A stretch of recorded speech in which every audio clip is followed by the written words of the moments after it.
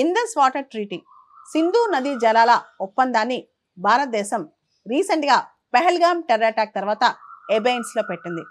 రీసెంట్గా హోంమంత్రి అమిత్ షా ఒక మాట అన్నారు, ఇందస్ వాటర్ ట్రీటీని పునరుద్ధరించే అవకాశమే లేదని చెప్పేశారనమాట. అసలు ఇందస్ వాటర్ ట్రీటీకి సంబంధించి మనకి 1960లో ఇండియా పాకిస్తాన్ మధ్య ఒప్పందం జరిగింది. ఇది ప్రపంచ బ్యాంకు మధ్యవర్తిత్వం వహించి ఇండియాకి పాకిస్తాన్కి ఈ ట్రీటీని కుదిర్చిందనమాట. గత 65 సంవత్సరాలుగా ఇండియా పాకిస్తాన్ మధ్య ఎన్ని కాన్ఫ్లిక్ట్స్ వచ్చినా, ఎన్ని టెన్షన్స్ వచ్చినా ఇండియా సహనంతో ఈ ట్రీటీని రద్దు చేయలేదు. అయితే పెహల్గామ్ టెర్రర్ అటాక్ తర్వాత, ఎప్పుడైతే పెహల్గామ్ దాడులు జరిగాయో ఆ తర్వాత భారతదేశం ఇండస్ వాటర్ ట్రీటీని ఎబెయిన్స్లో పెట్టేసిందనమాట.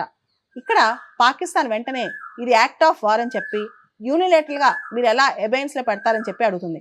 అయితే 80% పాకిస్తాన్ వ్యవసాయానికి ఇందస్ నదీ జలాలు కీలకం అనమాట. ముఖ్యంగా ఇందస్ చీనాబ్ జీలం ఇక్కడ దీనిలోంచి వెళ్ళే నీళ్లు చాలా చాలా కీలకం. దాదాపు పాకిస్తాన్లో ఇందస్ అనేది లైఫ్ లైన్ అనమాట. ఇందస్ వాటర్ లేకపోతే పాకిస్తాన్లో అసలు నీళ్లు కూడా అందని పరిస్థితి. మన రాజస్థాన్, మనందరూ తెలుసు, మన దేశంలో రాజస్థాన్, ఇక్కడ ఎంత ఎడారున్నా చుక్క నీళ్లు దొరకపోయినా మనం ట్రీటీకి కట్టుబడి పాకిస్తాన్ ఎంత చేసినా సరే గత 65 సంవత్సరాల్లో ఇందస్ వాటర్ ట్రీటీ విషయంలో మనం ఏ విధమైన యాక్షన్ కూడా తీసుకోలేదు. అయితే ఇప్పుడు భారతదేశం మాత్రం ఇందస్ వాటర్ ట్రీటీని ఎబెయిన్స్లో పెట్టింది.